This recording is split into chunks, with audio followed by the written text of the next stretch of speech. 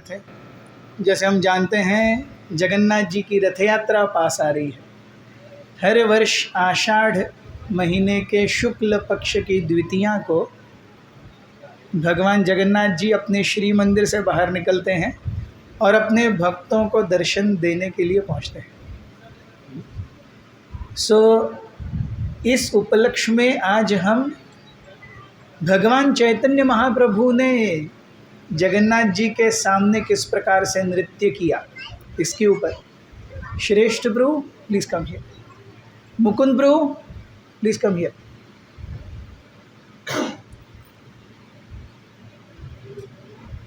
Yes, thank you. भगवान जगन्नाथ जी ने किस प्रकार से रथ यात्रा के सामने नृत्य किया इसके ऊपर हम बहुत विस्तृत रूप से चर्चा करेंगे। ये कथा आती है चैतन्य चरितामृत के मध्य लीला में 13वें अध्याय में।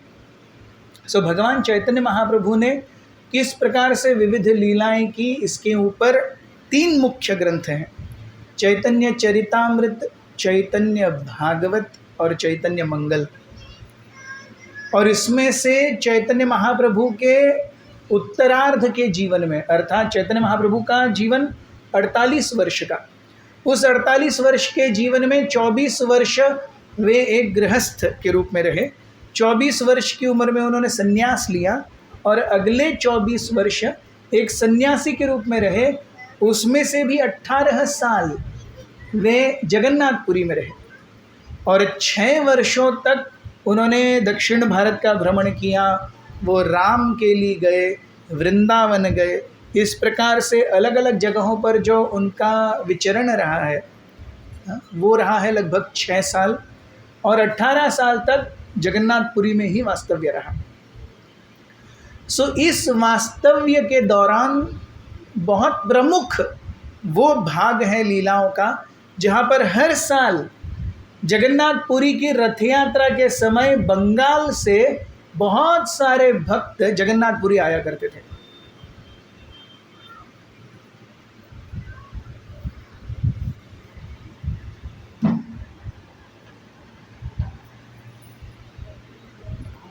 और जगन्नाथपुरी में आकर के जगन्नाथ जी के दर्शन लेते थे, जगन्नाथपुरी की रथ यात्रा में भाग लेते थे और लगभग 2.5 से 3 महीने वो जगन्नाथपुरी में ही निवास करते थे।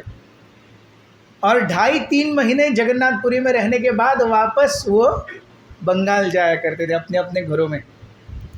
तो सोचिए जीवन कितना इन वन सेंस सिंप्लीफाइड था। आज जो घड़ी के कांटे पर चलता है वो व्यक्ति क्या कहा जाता है, सक्सेसफुल माना जाता है। जो घड़ी के कांटे पर चलता है वो सक्सेसफुल माना जाता है। तो आज की परिस्थिति में हर साल कोई 2.5-3 महीने की सलग छुट्टी विचार कर सकता है क्या? सोच भी नहीं सकते। शादी भी आजकल 5 दिन में निपटा के आ जाते हैं। छुट्टी 2.5 महीने हर साल। यस, 2.5 महीने की छुट्टी होती थी हर साल की।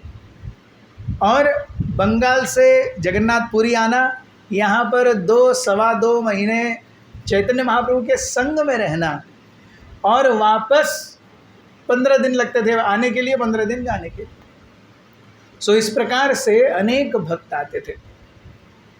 चैतन्य महाप्रभु उन सब का पर्सनली ख्याल रखते थे। Lord Chaitanya would take personal care of all of these devotees. Chaitanya Mahaprabhu हम देखते हैं, हालांकि वो भगवान हैं, श्री कृष्ण चैतन्य राधा कृष्ण नहीं अन्य, वे भगवान हैं, लेकिन अपने आदर्श से दिखा रहे हैं कि मेरे लिए मेरे भक्त कितने प्रिय हैं। चैतन्य महाप्रभु के साथ में 2.5 जो महीने निकलते थे उसमें से बहुत ही प्रमुख था रथ यात्रा। रथ यात्रा वो उत्सव जहाँ पर भगवान अपनी कृपा बाहर बांटने के लिए स्वयं आते हैं। ट्रेडिशनली हम देखते हैं जगन्नाथपुरी में जगन्नाथ जी के श्री मंदिर में वेस्टर्नर्स को, दूसरे धर्म के लोगों को एंट्री नहीं है। Only if you are a Hindu and only if you are an Indian, then you get entry into Jagannath मंदिर. सो अगर हम भारत के बाहर के कहीं हैं, या हम कोई या तो उड़िया या हिंदी अंग्रेज़ी ऐसे नहीं जानते, तो वहाँ पे वो क्या वॉचमैन खड़े रहते हैं, सेंट्रीज खड़े रहते हैं, वो देखेंगे आपका हुलिया बिलिया थोड़ा अलग है, तुरंत रोक लेंगे, पूछेंगे कहाँ से आए हो, तो हिंदी बात करेगा या उड़िया बात करेगा तभी अंदर जाएगा. अब बाहर का व्यक्ति कैसे अंदर आएगा? यस. सो इसीलिए जिनमें जो भी हम जगन्नाथपुरी के मंदिर गए हैं, हम देखेंगे कि भगवान का जो मुख्य एंट्रेंस है उसे सिंह द्वार कहा जाता है, और सिंह द्वार के ठीक पीछे भगवान का एक इतना सा केवल मुखारविंद बना हुआ है, उन्हें कहते हैं पतित पावन जगन्नाथ. तो जो भक्त अंदर नहीं जा सकते भगवान के दर्शन के लिए, भगवान उन्हें दर्शन देने के लिए हमेशा ही बाहर रहते हैं. सो ही इज कॉल्ड पतित पावन जगन्नाथ. और जो यहाँ तक भी नहीं आ सकते, उनके लिए जगन्नाथ जी स्वयं बाहर आते हैं आषाढ़ महीने के शुक्ल पक्ष की द्वितीया को. अभी जगन्नाथपुरी में बहुत गर्मी है. परसों 20 तारीख को जब रथ यात्रा होगी, the expected temperature is 42 degrees 43 degrees. और 43 डिग्री में 10 लाख लोग इकट्ठा आते हैं, तो सोचिए उसके बीच में क्या टेम्परेचर होगा. व्यक्ति बस पिघलने से बच जाए तो गनीमत है. ऐसे में भी 10 लाख लोग आते हैं और रथ खींचने के लिए हक्का बुक्की करते हैं. और जगन्नाथ जी के गुंडीचा मंदिर पहुंचने से पहले कहीं ना कहीं कुछ ना कुछ तो थोड़ी बारिश होती है, थोड़ी सी बारिश होती है. अगर ज़्यादा नहीं हो तो थोड़ी तो होती है. पिछली बार मैं जब रथ यात्रा गया था तो जगन्नाथ जी का रथ पहुंचा और कुछ बारिश नहीं, और हम सोच रहे क्या हो गया. और जगन्नाथ जी का रथ पहुंचा, बादल आ गए, और जगन्नाथ जी के रथ के 100 मीटर के पेरिफेरी में बारिश हुई, बाकी सब सूखा है.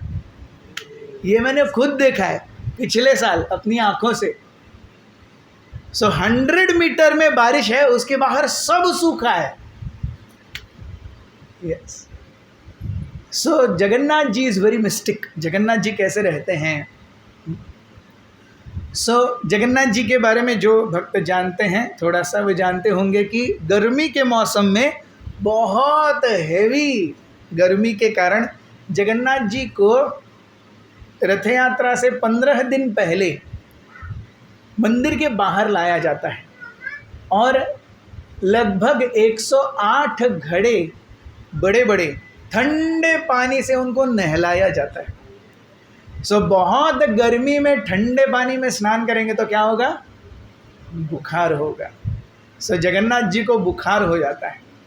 अभी जगन्नाथ जी तप रहे हैं एकदम, तो उनके ऊपर उपचार होता है. तो उन्हें पूरा अन्न नहीं दिया जाता है, केवल थोड़ी औषधियाँ, जड़ी बूटियाँ पीस करके ऐसे दी जाती हैं. इसके पीछे का रीज़न क्या है? इसके पीछे का रीज़न है लक्ष्मी देवी का जगन्नाथ जी के साथ रहने की इच्छा करना. जगन्नाथ जी की धर्म पत्नी है लक्ष्मी देवी, लेकिन जगन्नाथ जी अपने भक्तों के साथ में इतने ज़्यादा मग्न रहते हैं, अपनी पत्नी के लिए उनके पास समय ही नहीं है. रोज़ सुबह 4:30 से 5 के बीच में पट खुलते हैं. रोज़ रात को 11:30, 12, 12:30, 1 बजे पट बंद होते हैं. और जब पट बंद होते हैं तब भी देवतागण आकर के गर्भगृह में भगवान की स्तुति करते हैं. भगवान जी का, जगन्नाथ जी को समय ही नहीं है. लक्ष्मी देवी कहती है क्या ये, आप मेरे पति हो, you don't have time for me. Natural है, कोई भी पत्नी अपना पति पाएगी ही नहीं. बोलेगी क्या ये, क्या चल के रहा है, शादी क्यों की? लक्ष्मी देवी कहती है शादी क्यों की? समय चाहिए. तब जगन्नाथ जी ये लीला करते हैं, 15 दिन तक अंदर रहते हैं. केवल चुनिंदा 2-3 लोग जा करके बस औषध दे करके आते हैं, और भगवान जगन्नाथ जी लक्ष्मी देवी के साथ में अंदर लीलाएं करते हैं। ये होने के बाद 15 दिन लक्ष्मी देवी के साथ रहते हैं। 15वें दिन नेत्रोत्सव होता है। नेत्रोत्सव यानी आषाढ़ पक्ष के शुक्ल आषाढ़ महीने के शुक्ल पक्ष की द्वितीया को रात्रि 12 बजे जगन्नाथ जी फिर दर्शन देते हैं। सो दर्शन देते हैं, उसे करते हैं नेत्रोत्सव। 15 दिन तक भगवान का दर्शन नहीं है। अब भगवान का दर्शन रूपी उत्सव मिल रहा है, इसलिए वो नेत्रोत्सव। और नेत्रोत्सव के तुरंत बाद जगन्नाथ जी रथ यात्रा में अपने रथों पर बैठ करके चले जाते हैं गुंडीचा के पास, गुंडीचा मंदिर में। तो लक्ष्मी देवी कहती हैं 15 दिन तो थे, सब ठीक चल रहा था, किधर गए? सो द्वितीया, तृतीया, चतुर्थी 3 रात तक लक्ष्मी देवी इंतज़ार करती हैं, क्या हो रहा है, जगन्नाथ जी दिख ही नहीं रहे, क्या हो रहा है, जगन्नाथ जी दिख ही नहीं रहे। पंचमी को लक्ष्मी देवी क्रोधित हो जाती है और वो मंदिर से बाहर आती हैं देखने के लिए जगन्नाथ किधर हैं, दिख ही नहीं रहे। सो जगन्नाथ जी को हेरने के लिए, हेरने मीन्स देखने के लिए लक्ष्मी मंदिर से बाहर आती हैं पंचमी के दिन, इसीलिए उसे हेरा पंचमी कहते हैं। सो हेरा पंचमी में लक्ष्मी देवी मंदिर से बाहर आती हैं, देखते हैं जगन्नाथ जी तो दिख ही नहीं रहे। तो जगन्नाथ जी जानते हैं पत्नी वहाँ पे गुस्सा है, तो जगन्नाथ जी अपने कुछ खास चुनिंदा लोगों को भेजते हैं क्षमा याचना के लिए। अरे अब भी गए हैं, वृंदावन गए हैं, आ जाएंगे वापस 2-4 दिन के, धीरज रखो। तो लक्ष्मी देवी के जो पांडा हैं उस समय जगन्नाथ जी के सेवकों को भरपूर गाली देते हैं, भरपूर गाली देते हैं। और वो गाली हम सुनेंगे तो लगेगा हमें कि हम कैसे सभ्य हैं कि जो ऐसी गाली दे रहे हैं।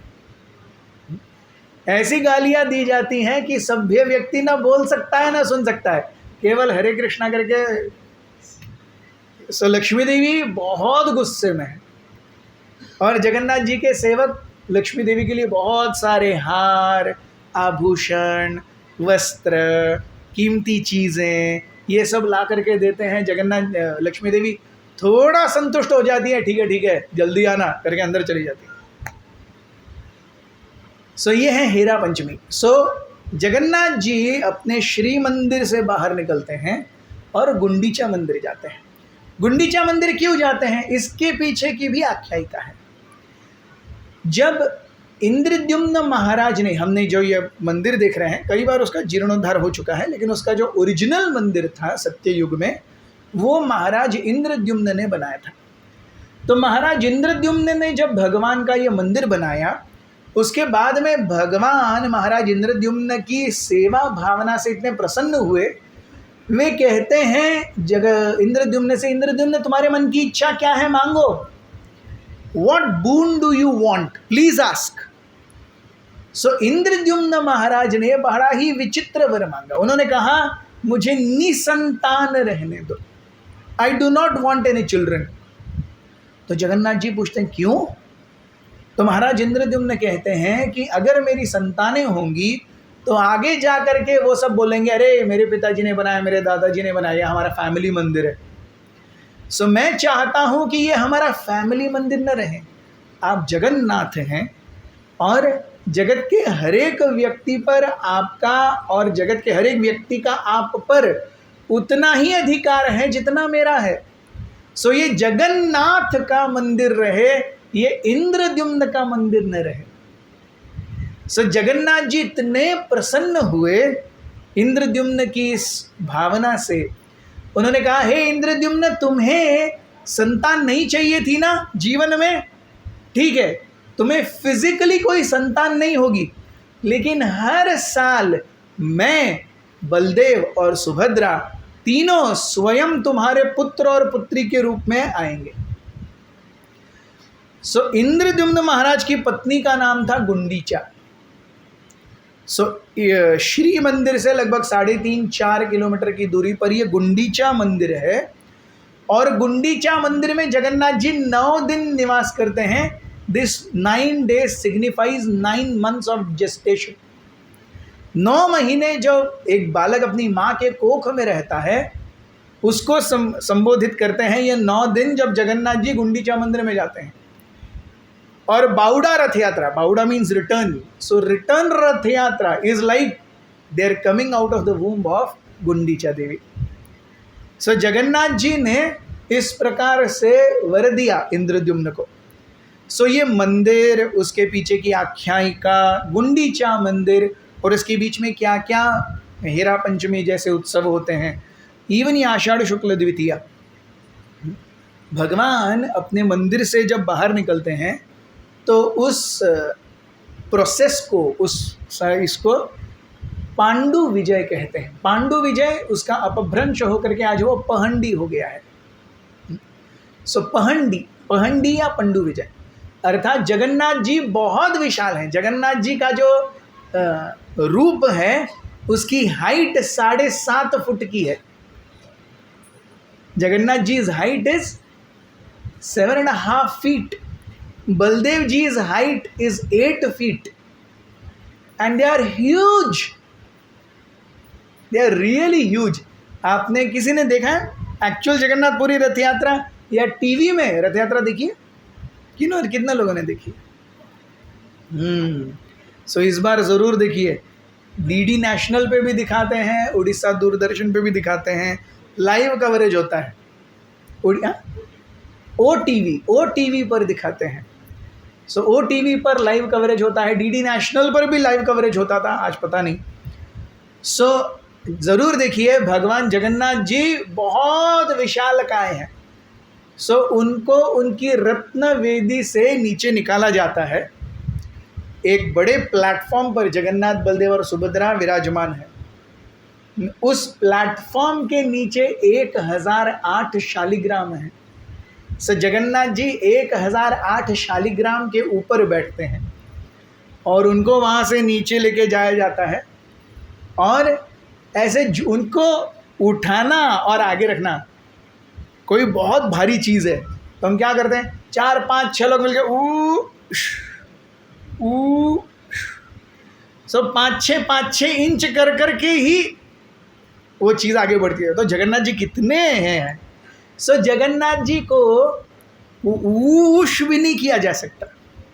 सो जगन्नाथ जी को क्या किया जाता है, जगन्नाथ जी को ऐसे किया जाता है, और फिर यहाँ से केवल इतना सा नीचे का भाग टच कर रहा है, और वहाँ से उठा करके, मैं पूरा खड़ा का खड़ा नहीं उठाया जाता, आधा 45 डिग्री लेटा करके जगन्नाथ जी को लाते हैं, और उसमें भी जगन्नाथ जी के जो भाग ज़मीन को टच करता है उसके नीचे बहुत मलमली रुई की क्या कहते हैं, पिलोज, गद्दियाँ रखी जाती हैं, या पिलो को क्या कहते हैं, तकिया, हाँ तकिया। सो तकिया या गद्दे रखे जाते हैं, और जगन्नाथ जी इतने भारी हैं, जैसे ही जगन्नाथ जी उस रुई के तकिए के ऊपर आते हैं, भुप करके तो पूरा तकिया फट जाता है एक्स्ट्रा प्रेशर के कारण। सो एक एक करके जगन्नाथ जी को तकिए के ऊपर लेके घसीटते मतलब वो ऐसे। सो जगन्नाथ जी प्रैक्टिकली ऐसे मदहोश हो करके चलते हैं। ऐसा लगता है जैसे वो मस्त गोवा में आकर के अंजुना वागाटोर की चक्कर लगा करके अब रथ के ऊपर बैठे हैं, पूरी तरह से संतुष्ट। तो जगन्नाथ जी क्यों संतुष्ट हैं, क्यों ऐसे दिखते हैं कि वो एकदम टल्ली हो गए हैं? क्योंकि उन्होंने पिछले 15 दिन से भक्तों का दर्शन नहीं किया। सो अब मुझे फिर से भक्तों का दर्शन होगा, इसलिए जगन्नाथ जी एकदम मदहोश हैं। प्लस जगन्नाथ जी देखते हैं जो अंदर नहीं आ सकते उनका भी उद्धार करने के लिए मैं बाहर आऊंगा, ये सोच करके जगन्नाथ जी बहुत खुश हैं। सो इसीलिए जगन्नाथ जी एक ही विग्रह हैं जिनकी आंखों पर पुतलियां नहीं होती। He doesn't have eyelids. Why he doesn't have eyelids? क्योंकि अगर वो आंख बंद करें और उस फ्रैक्शन ऑफ सेकंड में कोई भक्त उनका नाम पुकारे, तो जगन्नाथ जी नहीं चाहते कि कभी कोई ऐसा क्षण आए जहां पर मेरा भक्त मुझे पुकारे और उसको मैं न देखूं। इसलिए जगन्नाथ जी आंखें बंद ही नहीं करते, वो खुली रखते हैं। हम देखते हैं गौर नेताय के भी आईलिड्स हैं, राधा कृष्ण के भी आईलिड्स हैं, नरसिंह देव के भी आईलिड्स हैं, केवल जगन्नाथ जी के आईलिड्स ही नहीं है. So that's why he is considered the most generous, most beautiful form. So Jagannath ji का ये रूप भी आप देखेंगे, पैर नहीं है, पेट पूरा फूला हुआ है, हाथ ऐसे अंदर गए हैं आधे, आंखें बड़ी बड़ी हैं. यस. सो ये कब का दृश्य है? ये उस समय का है जब कुरुक्षेत्र में कृष्ण की रानियां, द्वारका से जो कृष्ण की रानियां हैं 16,108, वो सब यशोदा और रोहिणी के मुखारविंद से भगवान की बचपन की लीलाओं को और रास लीलाओं को सुन रहे हैं. और कृष्ण देखते मेरी कोई रानी दी नहीं दिख रही. नंबर 1, 2, 3, 4, 1608 किसी का भी अटेंडेंस नहीं है. तो कृष्ण सोचते हैं ये सब एक साथ कहाँ चले गए. सो कृष्ण ढूंढ रहे हैं, हर किसी का नाम ले रहे हैं, कोई वो भी नहीं दे रहा है. तो कहाँ है? तो जाकर के देखते सुभद्रा खड़ी है. सुभद्रा कैसे खड़ी है? सुभद्रा ऐसे खड़ी है. सो सुभद्रा को द्वारपाल के रूप में रोहिणी और यशोदा मैया ने ऐसे रखा था कि अगर कृष्ण और बलराम आए तो बताना. तो सुभद्रा ने कहा ठीक है, अगर वो आएंगे तो बताऊंगी. लेकिन कथा सुनते सुनते सुभद्रा महारानी इतनी भाव विभोर हो गई कि उनके पैर अंदर चले गए, उनके हाथ भी अंदर चले गए, आंखें बड़ी हो गई, वो सुन रही है. You see, whenever we pay attention to someone, आंखें बड़ी हो जाती. क्या हो गया? यस, हम पढ़ने का प्रयास कर रहे हो, क्या लिखा है. So whenever we pay attention to someone, our eyes bulge. So all of their eyes are bulged. They are attentive. Attentive in what? अपनी ही लीलाएं सुनने में attentive है. So सुभद्रा को ऐसे देख करके, अरे सुभद्रा को क्या हो गया, इधर से कृष्ण इधर से बलदेव आए, क्या हो रहा है. और अंदर रोहिणी और यशोदा मैया उनकी ही बाल लीलाएं सुन रही हैं. कृष्ण सुनते गए सुनते गए सुनते गए. And a time came when they were narrating the रास लीला पास टाइम्स. और जगन्नाथ जी, कृष्ण और बलराम जी अपनी ही रास लीला की बातों को सुन करके माधुर्य रस से ओतप्रोत हो गए. Krishna became imbued in complete madhurya rasa, conjugal love. और तब कृष्णा और Balaram ji transformed as Jagannath and Baldev and Subhadra Maharani was there. सो इसीलिए जगन्नाथ जी का एक और नाम है, जगन्नाथ जी का एक और नाम है माधुर्य रस घनावृत मूर्ति. माधुर्य रस घन, घन मीन्स वेरी डेंस, तरल नहीं है वो, डेंस. जब कोई चीज बहुत ज्यादा कॉन्सेंट्रेटेड हो जाती है उसे हम कहते हैं डेंस, घन, आवृत, completely covered. So Krishna who is covered with dense madhurya rasa is Jagannath. सो इस प्रकार से जगन्नाथ जी अपने हृदय में प्रार्थना कर रहे हैं कि अरे ये लीलाएं मैं फिर से कब देखूंगा.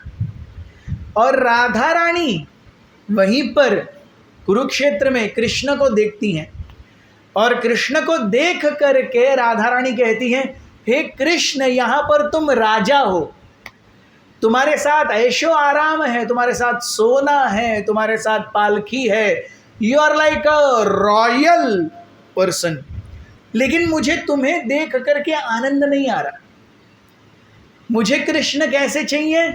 वंशीवट में बंसी बजाते हुए, गोपियों को बुलाते हुए, बेयर चेस्ट, केवल पीतांबर, वनमाला, ये सब सैनिक, मंत्री, शेंट्री, आज्ञाधारी, सोना, ये सब आंखों में भर रहा है. I don't want you with all this, I want just you. How you were in Vrindavan, आप जैसे वृंदावन में थे. तो राधा रानी और गोपियां अपने मन में एक रथ बनाती हैं, क्योंकि उस समय तो लैम्बोर्गिनी और मर्सिडीज और ऑडी नहीं थे. तो अगर राधा रानी अभी होती तो शायद लैम्बोर्गिनी या फरारी बनाती अपने मन में कि चलो भाई भगवान को जल्दी लेके जाते हैं. यस. उस समय तो केवल रथ हुआ करता था। सो राधा रानी और गोपियां अपने मन में रथ बनाती हैं और उस रथ के ऊपर भगवान को बिठाती हैं और खींचने लगती हैं वृंदावन की ओर। And that is the significance of Rath Yatra. भक्त आकर के भगवान को श्री मंदिर से गुंडीचा मंदिर लेके जाते हैं। Shri Mandir represents Dwarka and Gundicha represents Vrindavan. So भगवान को कुरुक्षेत्र या द्वारका से लेकर के वृंदावन लेके जाया जा रहा है। ये पूरी रथ यात्रा का मर्म है। चैतन्य महाप्रभु हर साल इस रथ के सामने स्वयं नृत्य किए, घंटों घंटों। सो चैतन्य चरितामृत में मध्य लीला में वर्णन आता है बहुत सुंदर रूप से कि जगन्नाथ पुरी में मंदिर में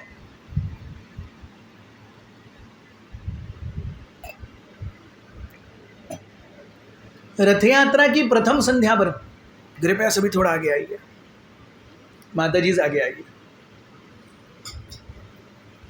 सभी थोड़ा आगे आइए प्लीज। सर रथ यात्रा की पूर्व संध्या पर, क्योंकि अब जगन्नाथ 9 दिन तक गुंडीचा मंदिर में रहेंगे, तो सारे भक्त मिल करके गुंडीचा मंदिर का क्लीनिंग करते हैं। उसे कहते हैं गुंडीचा मार्जन। सो आज भी वो होता है। पूरा दिन कोई भी आकर के गुंडीचा में अपने हृदय से जितना चाहिए पानी लो, झाड़ू लो, जितना चाहिए पानी डालो, सब साफ करो, ऐसे। सो जगन्नाथ जी अपने सारे भक्तों के साथ में गुंडीचा मंदिर गए और सबको एंकरेज किया, आप गुंडीचा मार्जन कीजिए। और चैतन्य महाप्रभु ने देखा भक्तगण ला करके पानी के बड़े बड़े घड़े गुंडीचा मंदिर के अंदर उड़ेल रहे थे। कुछ भक्त पानी ला रहे थे, कुछ भक्त पानी डाल रहे थे, कुछ भक्त ये कर रहे, झाड़ू मार रहे थे।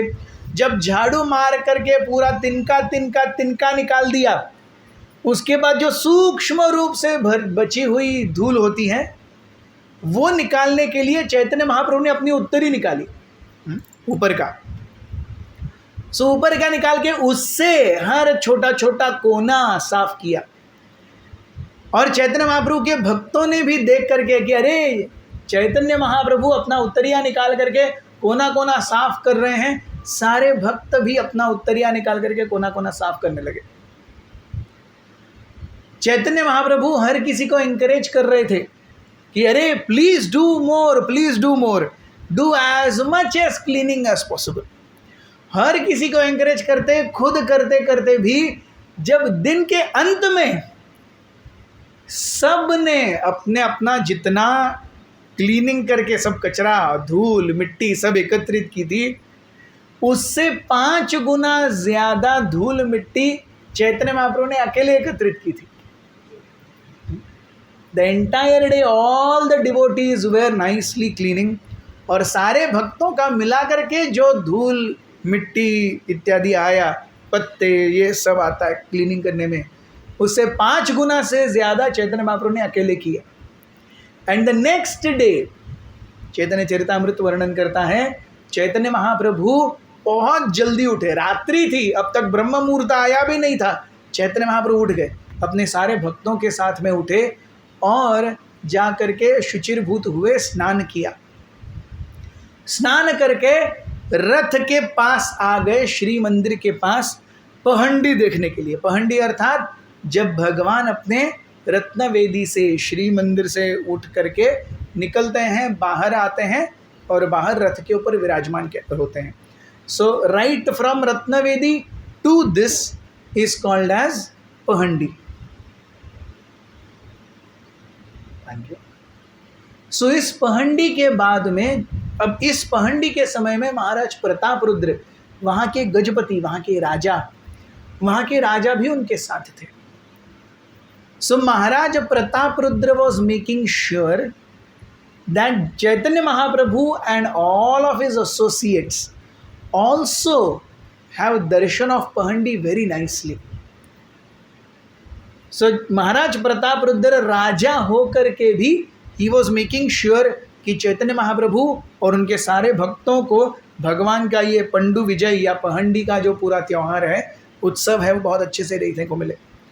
कालांतर में भगवान सबसे पहले बलदेव आते हैं, उनके पीछे सुभद्रा आती है, और उसके बाद में फिर अंत में जगन्नाथ जी आते हैं। रथ भी ऐसे ही चलते हैं, पहले बलदेव जी का रथ चलता है, फिर सुभद्रा मैया का रथ चलता है, अंत में जगन्नाथ जी का रथ चलता है। सो तीनों आए, अपने अपने रथों पर स्थापित हो गए, और उसके बाद में वहाँ के राजा महाराज प्रताप रुद्र ने अपने हाथों में झाड़ू लिया और रथ के सामने स्वयं झाड़ू मारने लगे। सो राजा होकर के भी, स्वयं नरपति होने के बावजूद भी रास्ता साफ करने की ऐसी सिंपल मीनियल सेवा महाराज प्रताप रुद्र कर रहे हैं। उसे कहते हैं छेरा पहरा। छेरा पहरा आज भी होता है। जो महाराज प्रताप रुद्र की लीनिएज में आज भी गजपति हैं, वो एडमिनिस्ट्रेटिव कुछ नहीं है, वो टिट्यूलर हेड्स हैं, लेकिन वो आते हैं जगन्नाथ जी, बलदेव जी, सुभद्रा मैया के रथों पर जाते हैं। सब कुशल मंगल है ना। Traditionally raja was the fine, the ultimate head. So राजा का कर्तव्य था सब देखना, सब ठीक हो रहा है कि नहीं। तो रथ यात्रा शुरू होने से पहले महाराज आते हैं, गजपति आते हैं, और जगन्नाथ, बलदेव और सुभद्रा मैया के रथों पर जाकर के पूछते हैं, are you happy, everything is fine. So इस प्रकार से गजपति जाकर के हर रथ पर पूछते हैं, वो आज भी होता है। सो महाराज प्रताप रुद्र आए, वो रथों पर गए, उन्होंने जगन्नाथ, बलदेव, सुभद्रा से अनुमति मांगी, and he started sweeping the road. So Maharaj Pratap Rudra ने रास्ते पर झाड़ू किया और चंदन के पानी से, चंदन के सुगंधित पानी से रथ के सामने के बड़े हिस्से के रास्ते को सिंचन किया। क्योंकि पहले सड़क मतलब कच्ची सड़क ही होती थी। आज हमारे पास टार और सीमेंट है, 550 साल पहले टार और सीमेंट नहीं था। सड़क मतलब कच्ची सड़क, बस सिंपल, लेवल्ड, दैट्स इट। लेकिन फिर भी वहाँ धूल मिट्टी होती ही है, और इतने सारे लोग चलेंगे तो वो सब उड़ेगी। तो पहले तो साफ करना है रास्ते को, और फिर धूल न उड़े। जब रथ के पहिए चलेंगे, लोग चलेंगे, कितनी धूल उड़ेगी, वो धूल न उड़े, इसीलिए पानी से छिड़काव किया जाता है। आज भी यहाँ पर भी जो लोग माइंस वगैरह में गए हैं, आप देखेंगे माइंस में ट्रक भर भर के पीछे वो पाइप लगा होता है, सब ऐसे ड्रिजल में पानी डालते जाते हैं ताकि वो डस्ट नीचे सेटल हो सके। सो ये काम किया महाराज प्रताप रुद्र ने। और चैतन्य महाप्रभु देख रहे हैं, चैतन्य महाप्रभु देख रहे हैं कि राजा होते हुए भी, उत्तम व्यक्ति होते हुए भी राज्य का ये राजा इतने निकृष्ट कार्य कर रहा है, बहुत मीनियली सेवा कर रहा है। And that made Lord Chaitanya very favourably disposed towards Maharaj Pratap Rudra. कि उनको अहंकार नहीं है कि मैं तो राजा हूं, मैं ये क्यों करूं, ये सब काम करना तो बाकी लोगों का काम है। नहीं, वो खुद कर रहे हैं। सो इससे पहले चैतन्य महाप्रभु महाराज प्रताप रुद्र से मिलने के लिए तैयार नहीं थे। कई बार भक्तों ने निवेदन किया था, महाराज प्रताप रुद्र ने जिज्ञासा की थी कि मैं आपसे मिलना चाहता हूँ, आपका दर्शन लेना चाहता हूँ। चैतन्य महाप्रभु कहते हैं, अरे आप तो विषयी हो, पैसे और राज्य और कंट्रोल इसी में रहते हो, मैं एक साधु सन्यासी हूँ, मेरा आपसे क्या काम और आपका भी मुझसे क्या काम। So Lord Chaitanya would never give darshan to Maharaj Pratap Rudra, and Maharaj Pratap Rudra would feel very very bad. उन्हें बहुत बुरा लगता कि राजा होकर के क्या फायदा अगर भगवान दर्शन नहीं दे रहे हैं। लेकिन उन्होंने हार नहीं मानी। जब उन्होंने देखा कि भगवान दर्शन नहीं दे रहे हैं क्योंकि मैं राजा हूं, तो उन्होंने कहा let me do service which a very normal man does. सबसे साधारण आदमी क्या करता है? झाड़ू मारता है, रास्ते का सिंचन करता है। सो वो सेवा उन्होंने ली। और महाराज प्रताप रुद्र के समय के पहले ये नहीं होता था, उसके बाद ये होने लगा। सो महाराज प्रताप रुद्र का ये सिंपल सेवा देख करके चैतन्य महाप्रभु इतने खुश हो गए later on he gave mercy to Maharaj Prataprudra, वो आगे जाकर के अगर समय मिलेगा तो वो भी आएगा चर्चा में। सो कहने का तात्पर्य है भगवान को प्राप्त करने के लिए सिंप्लिसिटी एंड ह्यूमिलिटी, सरलता और नम्रता, ये गुण वैष्णव में सबसे पहले होने चाहिए। जो अंदर है वही बाहर है, ऐसा नहीं कि अंदर एक और बाहर एक, ये सरलता नहीं है। यस, जो अंदर है वही बाहर है। और नम्रता अपने जीवन में, खास करके भक्तों के संग में, I am ready to take a second fiddle, मैं अपने आप को पीछे लेने के लिए तैयार हूं। सो नम्रता और सरलता, even Jesus Christ, it's there in the Old Testaments, the meek and humble inherit the kingdom of God, ये जीसस क्राइस्ट का भी वचन है। सो हम नम्र होंगे और सरल होंगे तभी भगवत धाम के अधिकारी होंगे। भौतिक जगत और उसका अस्तित्व हमें टेढ़ा बना देता, हम चाह करके भी सीधे नहीं हो सकते, और हम वो एस हुक के जैसे हो जाते हैं। एस हुक को कहीं भी डालने के लिए बहुत मेहनत करनी पड़ती है, और फिर वो एस हुक ऐसा जम जाता है, फिर कुछ भी करो वो निकलता ही नहीं है। हम भी टेढ़े होकर के एस हुक बन करके इस भौतिक जगत में ऐसे अटके हैं, निकलने का नाम ही नहीं है। सो महाराज प्रतापरुद्र एक उत्कृष्ट उदाहरण है कि चाहे व्यक्ति कितना भी बड़ा हो, भौतिक रूप से वो कितना ही आदरणीय हो, लेकिन भगवान के सामने वो केवल उसका निष्पाप पुत्र है या पुत्री है, बस। That's the only qualification. We are all childrens of God. ममई वंशो जीवलोके जीवभूता सनातनः मनः षष्ठानि इंद्रियाणि प्रकृतिस्थानि कर्षति। सो मम एव अंशः जीवलोके जीवभूत सनातनः। इटर्नली, शाश्वत रूप से हर एक जीव भगवान का दास है। भगवान कहते हैं वो मेरा अंश है, वो मेरा बेटा या बेटी है। सो इस तत्व को महाराज प्रतापरुद्र ने जब दिखाया अपने व्यवहार से, Chaitanya Mahaprabhu became very happy and ultimately the Rath Yatra started. इससे पहले चैतन्य महाप्रभु ने अपने सारे भक्तों के 4 ग्रुप्स बनाए रथ यात्रा के सामने डांस करने के लिए। सो रथ यात्रा के ग्रुप में क्या था, एक लीड, हर एक ग्रुप में 4 ग्रुप्स, हर एक ग्रुप में एक लीड सिंगर, 5 कोरस सिंगर्स और एक लीड डांसर। हर एक ग्रुप में क्या था, एक लीड सिंगर, 5 कोरस सिंगर, एक लीड डांसर, 10 मृदंग, 20 करताल। यस, ये एक ग्रुप में। ऐसे कितने ग्रुप हैं? 4 ग्रुप हैं। यस।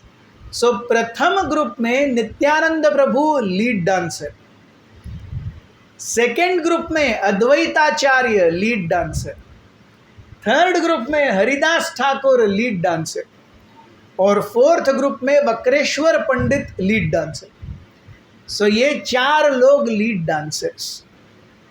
फर्स्ट ग्रुप में Shrivas Thakur lead dancer, sorry first group में Shrivas Pandit lead singer, lead singer Shrivas Pandit lead singer. अंतिम ग्रुप में मुकुंद दत्त लीड सिंगर, और बीच के 2 भूल गया मैं। So 4 lead singers, 4 lead dancers, and हर एक ग्रुप में 5 कोरस सिंगर्स।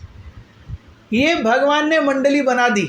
रथ यात्रा के सामने, रथ के सामने 4 ग्रुप खड़े हैं। इसी बीच में बंगाल में कुलीन ग्राम नामक एक स्थान है। सो जगन्नाथ जी की जब रथ यात्रा होती थी तो हर साल जगन्नाथ जी के जो रथ होते हैं ना, रथ के सामने जो रस्सियां बनी है, वो रस्सियां लाने की सेवा कुलीन ग्राम के भक्तों की होती थी। वो ऐसे सिंपल और मस्त रस्सियां बनाते थे जो बहुत हैवी होती थी, खींचने के लिए सशक्त होती थी, लेकिन हाथों को लगने के लिए एकदम मखमली होती थी। सो ये एक्सपर्टीज कुलीन ग्राम के भक्तों के पास ही थी। सो कुलीन ग्राम से भक्त आए, उन्होंने और एक कीर्तन मंडली बनाई। फिर श्रीखंड नामक एक ग्राम है, हमारे यहाँ श्रीखंड खाया जाता है, बंगाल में श्रीखंड एक ग्राम है। सो श्रीखंड से और एक टोली आई भक्तों की, उनकी और एक ग्रुप बना, और एक टोली बनी। सो 6 टोली, and there was one more टोली which came from one more place. So 7 टोलियां, 4 टोलियां जो चैतन्य महाप्रभु ने पहले बनाई, वो रथ के सामने डांस कर रही हैं, एक रथ के लेफ्ट साइड, एक रथ के राइट साइड और एक रथ के पीछे। ऐसे 7 टोलियां डांस करते करते रथ आगे जा रहा है और भक्त मिलकर के खींच रहे हैं।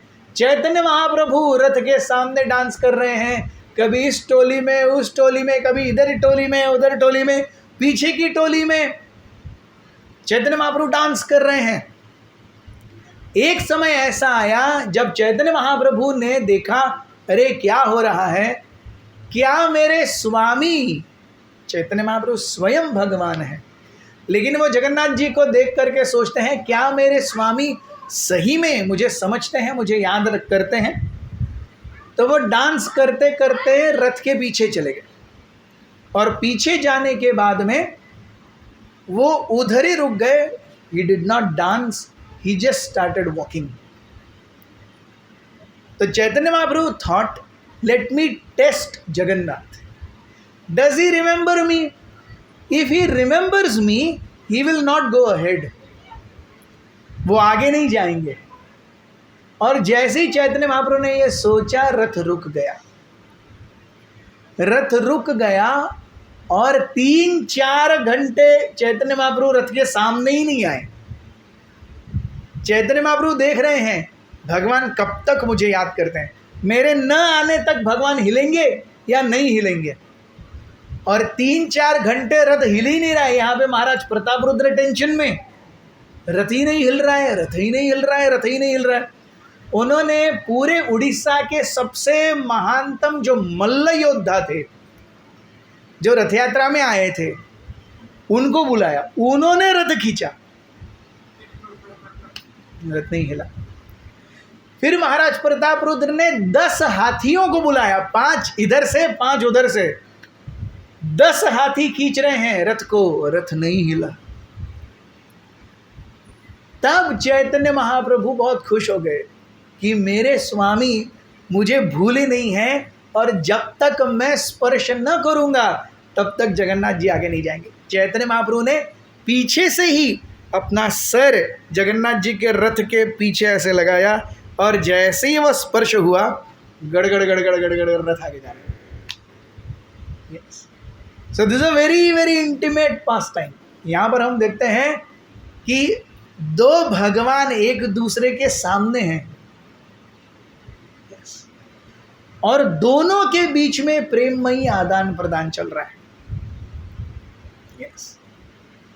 So, हम देखते हैं युद्ध होता है, तो ईरान इराक और, या ईरान और अमेरिका का आपने युद्ध देखा 1992-93 में टीवी पे दिखाते थे वो। यस, या आपने रामानंद सागर की रामायण देखी तो इधर से आएगा एक बाण, रावण ने छोड़ा हुआ इधर, ये गायब हो जाएगा, फिर रावण देखे बोला। यस, सो रामानंद सागर जी की रामायण तो बहुत अच्छी थी, इट वॉज रियली गुड। 1986-87 के हिसाब से उनके VFX को हम 300 मार्क्स दे सकते हैं। 1987 में क्या VFX था, फिर भी उन्होंने जो किया। यस, सो 2 युद्ध होंगे तो इधर से बम चलेगा, उधर से बम चलेगा, दोनों बम टकराएंगे तो सोचिए क्या विध्वंस होगा। एक बम फूटेगा तो विध्वंस है, ये भी इधर फूटेगा तो विध्वंस है, दोनों एक साथ टकराएंगे तो double the energy, double the destruction. वैसे ही भगवान भी एक दूसरे से युद्ध कर रहे हैं, लेकिन ये प्रेम का युद्ध है। जगन्नाथ जी चैतन्य महाप्रभु को देख रहे हैं, चैतन्य महाप्रभु जगन्नाथ जी को देख रहे हैं, और उनके बीच में ये जो प्रेम का युद्ध हो रहा है वो भी डबल हो रहा है। यस, लेकिन वहाँ डिस्ट्रक्शन नहीं है, प्रेम में डिस्ट्रक्शन नहीं है। यस, सो भगवान दो अलग अलग रूपों में एक दूसरे को ही देख करके एक दूसरे के दर्शन का आनंद ले रहे हैं। इससे पहले ये हुआ रामायण में, जब राम और परशुराम एक दूसरे के समीप आए थे। दो भगवान के अवतार एक साथ आ रहे हैं, राम और परशुराम, लेकिन उसे भी हम परफेक्ट नहीं कह सकते, क्योंकि परशुराम जी भगवान का शक्त्यावेश अवतार है, वो विष्णु तत्व नहीं है। भगवान के कई प्रकार के अवतार होते हैं, एक है शक्त्यावेश अवतार, जिसमें किसी जीव को सुपर ह्यूमन एक्टिविटीज या सुपर ह्यूमन पावर्स दी जाती हैं कि वो ऐसे कार्य करे जो नॉर्मल आदमी कभी सोच ही नहीं सकता। उसे कहते हैं शक्ति आवेश अवतार। सो परशुराम जी शक्ति आवेश अवतार हैं, प्रभु राम विष्णु तत्व हैं। लेकिन यहाँ पर जगन्नाथ जी और चैतन्य महाप्रभु दोनों ही कृष्ण हैं। यस, दोनों ही कृष्ण हैं। चैतन्य महाप्रभु वो कृष्ण हैं जो राधा रानी का भाव लेकर के आए हैं, और जगन्नाथ जी वो कृष्ण हैं जो रास लीला का आनंद लेकर के झूम रहे हैं, माधुर्य रस घनावृत मूर्ति। सो यहाँ प्रेम है, यहाँ प्रेम है, और दोनों प्रेम आपस में टकरा रहे हैं। That is the beauty of Rath Yatra of Jagannathpuri, especially when Chaitanya Mahaprabhu was there. So Chaitanya Mahaprabhu ने देखा, यस, इसी बीच में महाराज प्रताप रुद्र ने देखा कि चैतन्य महाप्रभु सातों पार्टियों में डांस कर रहे हैं। चैतन्य महाप्रभु तो एक हैं, लेकिन वो सातों पार्टियों में डांस कर रहे हैं, और वो उनके बाजू में श्रीवास ठाकुर खड़े थे। उनको बोलते, अरे आप देख रहे हैं वो जो मैं देख रहा हूँ? बोलते, हाँ, Chaitanya Mahaprabhu is dancing simultaneously in all 7 parties. So Shrivas Thakur कहते हैं, you have really been favored by Lord Chaitanya. जब तक भगवान चैतन्य महाप्रभु की पर्सनल कृपा नहीं मिलेगी, ऐसे दृश्य को कोई देख नहीं सकता और समझ भी नहीं सकता। The very fact that you are having this दर्शन, आप ये दर्शन ले रहे हैं, इसका मतलब चैतन्य महाप्रभु ने आपके ऊपर कृपा कर दी है या की है। यस, इसी बीच में आगे जा करके जब रथ एंड आने आया तो महाराज प्रताप रुद्र खड़े थे। महाराज प्रताप रुद्र खड़े थे और उनके सामने श्रीवास ठाकुर चैतन्य महाप्रभु नृत्य कर रहे थे, पूरे भावावेश में नृत्य कर रहे थे। और जो भक्तों की टोली चैतन्य महाप्रभु के नृत्य के आंगन को कवर किए हुए थी, ऐसे पकड़े हुए ना, जस्ट टू कि अरे कोई अंदर नहीं आना चाहिए, उनमें श्रीवास ठाकुर थे। तो श्रीवास ठाकुर के पीछे से महाराज प्रताप रुद्र आए। महाराज प्रताप रुद्र के साथ में उनके एक बहुत ही करीबी मंत्री जिनका नाम था हरिचंदन भी थे। और श्रीवास ठाकुर खड़े हैं, महाराज प्रताप रुद्र आकर के देखने का प्रयास कर रहे हैं, but he is not able to see lord Chaitanya nicely. So Harichandan ने सोचा श्रीवास ठाकुर को थोड़ा ऐसे करता हूँ, अरे भाई थोड़ा बाहर हो जाओ, राजा आया है। So Srivas Thakur is so much in ecstasy seeing lord Chaitanya dance. जब हरिचंदन ने ऐसे किया तो श्रीवास ठाकुर ने ऐसे कर दिया, है टेंशन में अभी कुछ नहीं। हरिचंदन ने फिर से ऐसे किया, श्रीवास ठाकुर ने फिर से ऐसे करी, हरिचंदन ने फिर से ऐसे किया, श्रीवास ठाकुर को गुस्सा आया, श्रीवास ठाकुर मुड़े और हरिचंदन को तांड लाफा मार दिया। हरिचंदन जैक, वो मंत्री हैं और राजा के सबसे वरिष्ठ मंत्री हैं। हरिचंदन कुछ कहने ही वाले थे, महाराज प्रताप रुद्र लोक लिए उनको। यस, वे कहते हैं तुम्हारा महाभाग्य श्रीवास हस्त पाइला, आपका महाभाग्य है श्रीवास ठाकुर के हाथों का स्पर्श हुआ है। हमारा भाग्य नहीं, वो कहते हैं मेरा ऐसा भाग्य नहीं है कि मुझे श्रीवास ठाकुर का चाटा पड़े। यस, अब हरिचंदन इसकी आध्यात्मिक महत्ता को समझ नहीं पाए, लेकिन वो इतना समझ गए कि राजा कह रहे यार मैं खाने के लिए तैयार हूं, तू क्या टेंशन ले रहा है। So this much Harichandan understood. So वो अपने मुंह में ही कुछ कुछ पुटपुटाते हुए वहां से चले गए। So but the essence is, Maharaj Pratap Rudra says कि तुम्हारा महाभाग्य तुम्ही श्रीवासेर हस्त पाहिला, हमारा भाग्य ही नहीं, ये मेरा भाग्य नहीं है। So because of all these things Maharaj Pratap Rudra पर चैतन्य महाप्रभु की बहुत असीम कृपा हुई। दोपहर को जब चैतन्य महाप्रभु एक जगह पर, उस समय जो I will take 5 more minutes, Shri Mandir से गुंडीचा मंदिर के बीच का जो 3.5-4 किलोमीटर का रास्ता है, ऑलमोस्ट 3.25 किलोमीटर का रास्ता है, आज वहाँ पर आप जाएंगे तो केवल होटल और घर है और कुछ नहीं है। लेकिन उस समय वहाँ पर बगीचे हुआ करते थे कि अगर चैतन्य महाप्रभु जगन्नाथ जी आएंगे, जगन्नाथ जी अपने दूसरे घर जाएंगे तो आजू बाजू में उनको बहुत अच्छा दिखना चाहिए। सो पहली बार वो घर से आ रहे हैं, साल में एक ही बार आते हैं घर से बाहर, 1 वे एंड एक बार 1 वे बैक। यस, रथ यात्रा, बावड़ा Rath Yatra. So he should be given the best of sights to see. So the best of sights to see is devotees waiting for lord Chaitanya और लॉर्ड जगन्नाथ। जगन्नाथ जी सबसे ज़्यादा खुश कैसे होते हैं? भक्तों को देख करके। उसके बाद कैसे खुश होते हैं? भोग खा करके। सो जगन्नाथ जी की रथ यात्रा के समय दोपहर में बीच में उन जगन्नाथ मंदिर और श्री मंदिर और गुंडीचा मंदिर के ठीक बीच में जगन्नाथ वल्लभ गार्डन हुआ करता था। सो इस जगन्नाथ वल्लभ गार्डन में अनंत असंख्य लोग आकर के अपने अपने घरों से या बाहर से कुछ खरीद करके एक साथ जगन्नाथ जी को भोग लगाते थे और जगन्नाथ जी अपने आँखों से उसे देख करके सब स्वीकार करते थे। सो जगन्नाथ जी becomes very happy by seeing his devotees and Jagannath ji becomes very happy by honoring wonderful prasad.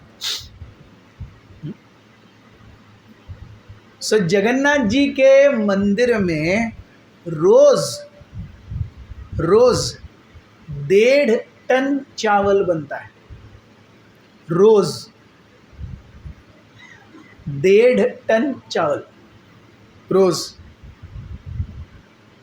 Yes, 792 चूल्हे हैं और एक चूल्हे के ऊपर 7 हंडियां बैठती हैं। तो 792 इंटू 7 कितनी हंडियां हो गई? इतनी हंडी प्रसाद बनता है। एक साथ जगन्नाथ जी के मंदिर के अंदर जाता है, एक साथ भोग लगता है, एक साथ बाहर आता है। सो इतना भोग बनता है कि रसोई घर से जगन्नाथ जी के सामने रखने तक 2 घंटा लगता है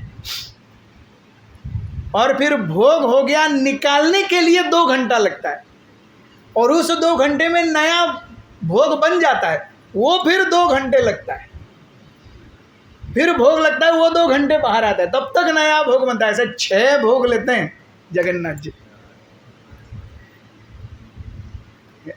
सो भगवान जो कुछ भी करेंगे महान है। यस, गर्लफ्रेंड्स लखी कितनी, मिलियंस, सारी गोपियां भगवान की गर्लफ्रेंड है। यस, है हिम्मत तो रख के दिखाओ। बीवियां रखी कितनी, 16,108, है हिम्मत रख के दिखाओ। खाते हैं कितना, 1.5 टन केवल चावल रोज, हिम्मत है खा के दिखाओ। सो भगवान साधारण नहीं है। यस, घर बनाते हैं कितने, 16,108 महल बनाए भगवान ने। हमको 1 BHK लेने के लिए ज़िंदगी चली जाती है आज, और हम अपने आप को बहुत महान मानते हैं।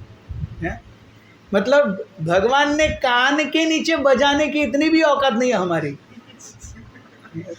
अपने आप को हम महान मानते हैं। सो भगवान जो कुछ भी करते हैं वो सुपरलेटिव है। Everything he does is superlative. So उस जगन्नाथ वल्लभ गार्डन में सब जब भोग लगा रहे थे जगन्नाथ जी को, चैतन्य महाप्रभु वहां पे वृक्षों की छाया में आकर के लेट गए। प्रताप रुद्र महाराज वहां पर बैठ करके उनके पीछे आकर के श्रीमद् भागवत के दशम स्कंद में भगवान की रासलीला को वर्णन करते हुए 5 अध्याय हैं। उन्हें रास पंचाध्याय कहा जाता है। 10th canto 29, 30, 31, 32, 33। यस। सो ये रास पंचाध्याय में एक बहुत सुंदर भाग है उस रास पंचाध्याय का, जिसका नाम है गोपी गीत।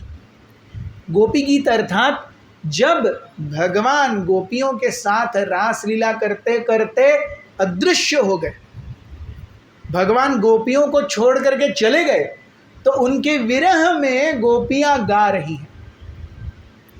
गोपियां भगवान को अपनी प्रार्थनाएं अर्पण कर रही हैं, उन्हें कहते हैं गोपी गीत। सो ये गोपी गीत के श्लोक महाराज प्रताप रुद्र एकदम साधारण वेश में, not in royal ropes, in a very simple way.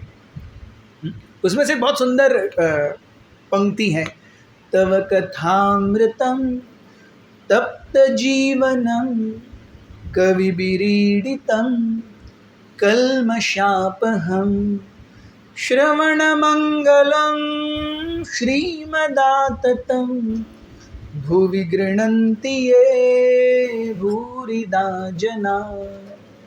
तो ये 4 पंक्तियों का श्लोक है। तव कथ अमृता। इस भौतिक जगत में एक ही अमृत है। क्या है? भगवान की लीलाओं का श्रवण। ये एक ही अमृत है। यही अमृत का पान करते करते भगवान स्वयं जगन्नाथ जी हो गए। सोचिए इस अमृत में कितना बल है। भगवान को तक ट्रांसफॉर्म कर सकता है ये अमृत, हमें कैसे नहीं करेगा? यस। सो तव कथामृतम तप्त जीवनम। इस भौतिक जगत में हर कोई आध्यात्मिक, अधिभौतिक, अधिदैविक क्लेशों से त्रस्त है, पीड़ित है, दुखी है। हम अपने जीवन में हंसी का मुखौटा लेकर के चलते हैं। How are you? I am very fine.